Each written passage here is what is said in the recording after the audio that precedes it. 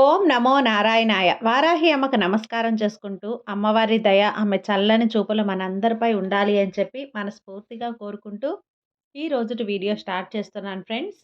ఇక ఈరోజు వీడియోలో మనం చూడబోయేది ఏంటి అంటే, అమ్మవారి వాగ్దానం. అమ్మవారి వాగ్దానంగా ఈరోజు మనం వినబోయేది ఏంటి అంటే, బిడ్డ నువ్వు నన్ను పిలిచావు కదా! అందుకే నేనే స్వయంగా నీకోసం వచ్చి ఇలా నీతో మాట్లాడుతున్నాను. నీ మాటల వెనుక ఉన్న బాధ నన్ను పిలిచిందమ్మా. నీ చలించిన మనసు నిశ్శబ్దంగా నన్ను పిలిచింది. ఆ పిలుపు నాకు స్పష్టంగా వినిపించింది. నువ్వు కొంచెం అలసిపోయావు. అందుకే నేనే నీ దగ్గరకు వచ్చి నీ పక్కనే కూర్చున్నా. నా ఆశీస్సులు నీ వైపు స్వయంగా వస్తున్నాయమ్మా. కానీ ముందుగా నువ్వు నీ మనసు తలుపు కొంచెం తెరవాలి. నువ్వు ఒంటరిగా ఉన్నట్లు అనిపించినా నేనున్నాను. నీ పక్కనే ఉన్నాను. నీ మనసులో దాగి ఉన్న ఆ చిన్న బాధ నాకు తెలుస్తుంది. నువ్వు చూసుకో. నీ కలలు కూడా నాకు తెలుస్తాయి. ఇక ఈ రాత్రికి నేను చెప్పే ఈ మాట ఖచ్చితంగా నువ్వు విని తీరాల్సిందే. స్వయంగా నేనే నీ దగ్గరకొచ్చి చెప్తున్నాను. తప్పకుండా నువ్వు విని తీరాలమ్మా. అమ్మ వాగ్దానం వినే ముందుగా మన ఛానల్ని గనక ఎవరైనా సరే కొత్తగా చూస్తూ ఉన్నట్లయితే ప్లీజ్ సబ్స్క్రైబ్ చేసుకోండి ఫ్రెండ్స్. వీడియో నచ్చితే కనుక లైక్ చేయండి, షేర్ చేయండి, కామెంట్ చేయండి. కొంచెం సపోర్ట్ చేయండి. ఇక వీడియోలోకి వెళ్ళబోయే ముందుగా మనకు బాగా తెలిసినటువంటి గురువుగారు, జ్యోతిష్యంలో గొప్ప అనుభవజ్ఞం ఉన్నటువంటి గురూజీ సుబ్రహ్మణ్యం రాజు గారు, వశీకరణ స్పెషలిస్ట్ సుబ్రహ్మణ్యం రాజు గారు. Contact number 7075662225. ఈ గురువుగారు చెప్పింది చెప్పినట్లుగా జరిగింది.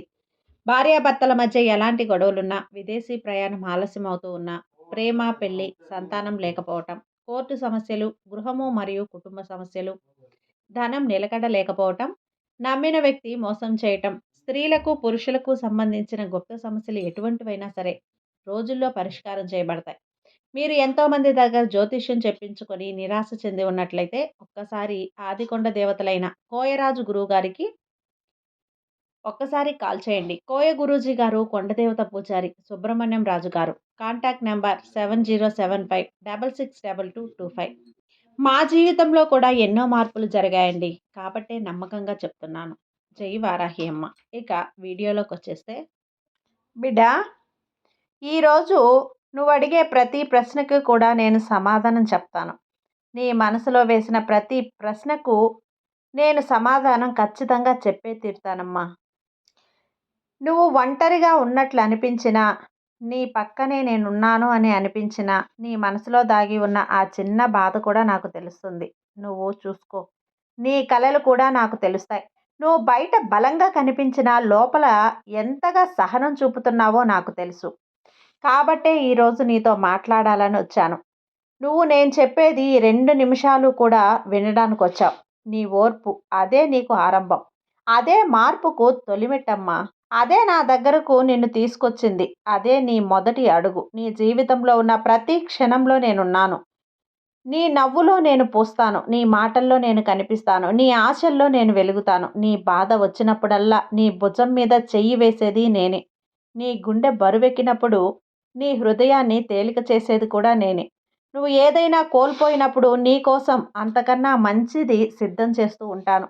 నువ్వు పడిన తిరిగి లేవడానికి నేనే కారణం. నువ్వు బయటపడ్డ క్షణంలో నీకు ధైర్యం, విజయం ఇస్తుంది నా అభయహస్తం. నువ్వు నన్ను చూడలేని రోజుల్లో కూడా నేను నిన్ను విడిచిపెట్టను. నీ ప్రతి అణువులో, నీ ప్రతి శ్వాసలో, నీ ప్రతి నిమిషంలో నేనే ఉండి ఉన్నా. ఈ మధ్య నువ్వు ఎంత మౌనంగా ఉన్నావో నీకు తెలుసు. నీ మనసు ఎన్నో చిన్న చిన్న అలసటలను దాచుకుంటుంది. ఉదయం లేచి రాత్రి పడుకునేంత వరకు జరుగుతున్నటువంటి ప్రతి పని కూడా నిన్ను బాధ పెడుతుంది. నీ ముఖంపై నవ్వు కనిపించినా నీలోని నిశ్శబ్దం మాత్రం నాకు వినిపిస్తుంది. నువ్వు ఒంటరిగా అనిపించినప్పుడు, నీ మాటలు చెప్పడానికి ఎవ్వరూ లేరని అనుకున్నప్పుడు నన్ను పిలిస్తే చాలు బిడ్డ, నేనే వచ్చేస్తాను. స్వయంగా నేనే నీ దగ్గరకు వస్తాను. నీ మనసును కాస్త బాధలో ఉందని నాకు తెలుసు. నువ్వు ఎదుర్కొంటున్న సమస్యలు, విన్న మాటలు, మినహాయించిన బాధలు, నువ్వే దాచుకున్న కన్నీళ్ళు, ఇవన్నీ నీ హృదయాన్ని గట్టిగా కట్టేస్తున్నాయి. కానీ నేను నీకు చెప్పాలనుకుంటున్న నిజం ఏంటి అంటే, నీ హృదయం ఎంత బరువెక్కినా నా చేతుల్లోకి పట్టనంత, నేను మార్చలేనంత పెద్దదైతే కాదు కదా. నీకు నేనున్నాను బిడ్డ. ఎవ్వరూ లేనట్లు అనిపించినా నన్ను నువ్వు గుర్తు చేసుకో. ఈరోజు ప్రతిరోజు ప్రతి మంగళవారం, శుక్రవారం రోజున మీకు ఇది సాధారణమైన రోజైతే కాదు. ఇది నీ హృదయం కొంచెం కదలి నా వైపు ఒక్క అడుగు వేస్తే రోజు. నీ మనసులోని మాటలు నాకు ఈరోజు మరింత స్పష్టంగా వినిపిస్తున్నాయి. ఈరోజు నీ ఆత్మ నా దగ్గరకు చాలా దగ్గరగా వస్తుంది. అందుకే నీకు మాట్లాడాలనిపించింది. నాకు కూడా వినాలనిపించింది.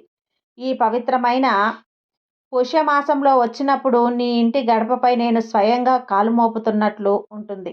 ఉదయం మీరు వెలిగించే ఆ చిన్న దీపం, మీ చేతుల్లో ఆ జ్యోతి, నిజానికి అది మీ హృదయంలోనే నేను వెలిగించే శాంతి కాంతి. పసుపు పట్టించిన పీఠం మీద మీరు నన్ను ప్రతిష్ఠించిన ఆ క్షణం నుండి మీ ఇంటిలో నా కరుణ ప్రవాహం నిశ్శబ్దంగా మొదలవుతుంది. మీరు వెలిగించే ఆ దీపంలోని ఎర్ర ఒత్తితో దీపం వెలిగించే ఆ దీపపు కాంతిలో నా వెలుగనేది మీకు స్పష్టంగా కనిపిస్తుంది. నా రూపం కూడా కనిపిస్తుంది. మీరు నైవేద్యం పెట్టే ఆ చిన్న బెల్లం మొక్క గింజలో కూడా, మీరు పలికే ఒక్క శ్లోకంలో కూడా, ప్రతి నమస్కారంలో కూడా నా ఆశీర్వాదం మీ కుటుంబాన్ని, మీ వంశాన్ని తరతరాలుగా కాపాడుతుంది. మీరు ఈ వారాహి అమ్మ నామస్మరణ ప్రతి నామం మీ జీవితంలో శుభాన్ని, ఐశ్వర్యాన్ని నింపుతుంది. నా నామ శబ్దం మీకెంతో ఇష్టం. ఎందుకంటే ఆ శబ్దంలో నీ ప్రేమ, నీ శ్రద్ధ, నీ భక్తి అంతా దాగి ఉంటుంది. మీరు 2 నిమిషాలు నిశ్శబ్దంగా ధ్యానం చేస్తారు కదా! ఆ నిశ్శబ్దమే నాకు అత్యంత ప్రీతికరమైనది. ఎందుకంటే ఆ క్షణంలోనే నేను మీ పక్కనే, నీ ఊపిరి దగ్గరే ఉంటాను. మీరు నన్ను ఊహించినట్లుగా అనిపించిన నిజానికి నేను మీ హృదయానికి అత్యంత సమీపంగా నిలబడి ఉంటాను. మీరు హారతిస్తూ ఉంటే నిజంగా వారాహి అమ్మ మీకు కరుణని ఇవ్వాలని కోరుకుంటున్నప్పుడు నా మాటలు మీ పెదాల నుంచి బయటకు రాకముందే నేను మీ కోరికలన్నింటినీ నా బొట్టులో, అలాగే నా శూలంలో మిమ్మల్ని జీవితంలో మంగళాన్ని తీసుకొస్తాను. మీ ఇంట్లో శాంతి, ప్రయాణ అడ్డంకులు తొలగించడం, ధనం సమృద్ధిగా రావటం, ఇవన్నీ మీ ప్రేమకు నేను ఇస్తున్నటువంటి చిన్న కానుకలే. ఈ విధంగా పూజిస్తున్నటువంటి పుష్యమాసం ప్రతి శుక్రవారం, ప్రతి మంగళవారం, పంచమి, అష్టమి, పౌర్ణమి తిథులలో చేసే పూజ అది నా కోసం కాదు, మీకోసం. మీరు నన్ను పూజిస్తున్నట్లుగా అనిపించిన నిజానికి నేను మీ హృదయాన్ని శుభ్రపరుస్తూ మీ జీవితం మీద ఆశీర్వాదాలను చల్లుతున్నా. ఈ మాసంలో వెలిగించే ప్రతి దీపం, మీరు పెట్టే ప్రతి పువ్వు ఎన్నో రెట్ల పుణ్యఫలం ఇస్తుంది మీకు. చిన్న దీపం వెలిగించిన కోట్లాది జన్మ పుణ్యం మీకు కలుగుతుంది. మీరు పలికే నా నామం ఈ ఇంట్లో మంగళాన్ని పలికించే శక్తిని కలిగి ఉంటుంది. గుర్తుంచుకోండి. మీరెప్పుడైనా సరే నన్ను పిలిచినట్లుగా అనిపించింది అంటే అదే క్షణంలో నేను మీ పక్కనే ఉంటాను. మీ హృదయంలో, మీ ఇంట్లో, మీ జీవితంలో నా కరుణ నిత్యం ప్రవహించుగాక. మళ్ళీ నువ్వు గుర్తు చేసుకోవాలి. నువ్వు ఎవరో, ఎంత విలువ ఉందో, నీ జీవితం ఎందుకు ఇక్కడికి వచ్చిందో, ఎందుకు కొన్ని రోజులు బాధలుంటాయో, ఎందుకు ఇంకొన్ని రోజులు నీలోని బలం తగ్గిపోతుందో, ఇవన్నీ నీకు చెప్పాలనుంది. నువ్వు ఒక్కసారి నీ హృదయాన్ని నాకు అప్పగిస్తే నీ భవిష్యత్తు దగ్గరకు నేను నిన్ను నడిపిస్తానమ్మా. ముందుగా నీకు ఈ పుష్యమాసం గురించి చెప్తాను విను.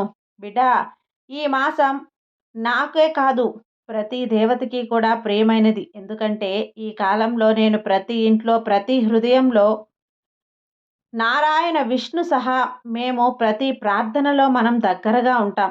నీ ఆత్మలో దగ్గరగా రావటం సహజం. మీ కోరికలు విత్తనాల్లో నిలబడతాయి.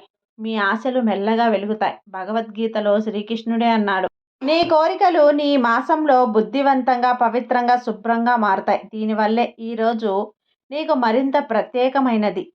ఖచ్చితంగా ఇది జ్ఞానమిచ్చే రోజు. ఇది పాత బంధాలను మళ్ళీ నీకు చల్లగా మార్చే రోజు.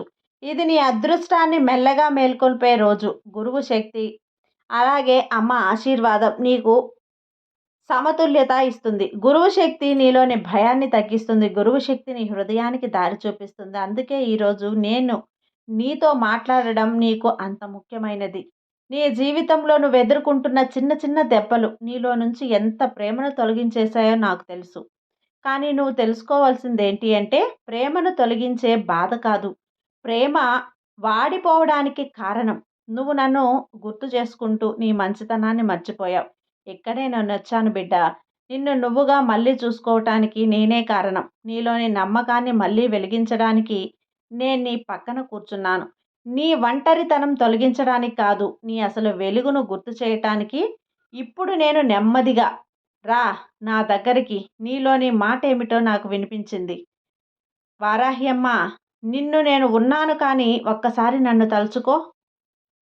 ఆ ఒక్క మాట నీ లోపల భారం మీద నా కాంతి పడేలా చేస్తుంది. నీ హృదయాన్ని తాకేలా ఈ చిన్న కథ చెప్తాను.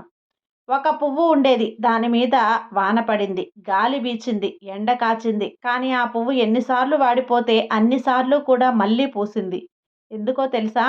నేల దాన్ని వదలలేదు. నేల దానిపై ప్రేమ వదలలేదు. ఇలా నేను నిన్ను వదలను బిడ్డా. నీలోని ఆశ వాడిపోయినట్లు అనిపించినా సరే, నీలో నేను మళ్ళీ నాటతాను. నీ జీవితంలో ఎందుకో కొన్ని రోజులు నిలిచిపోతున్నాయి కదా! నీ పనులు పూర్తవ్వటం లేదు. నీ ఆశలు నెరవేరటం లేదు. నీలోని బలం ప్రతిరోజు కూడా ఆశ వాడిపోయినట్లు అనిపించినా నేను నీలో మళ్ళీ నాటుతానమ్మా. తగ్గిపోతున్నట్లు అనిపించినా అది ఓటమైతే కాదు, అది శ్వాస. నీ జీవితం నీకు విశ్రాంతి ఇస్తుంది. పండగ రాకముందు ఇల్లు కడుగుతారు కదా! అలా నీలో శుభ్రం అవుతున్న విశ్రాంతి. అలాంటి రోజులే ఇవి. ఈరోజు ఈ శుభ్రతకు ముగింపు. ఈ రోజు నుంచే సున్నితమైన మార్పులు నీ జీవితంలో మొదలవుతాయి.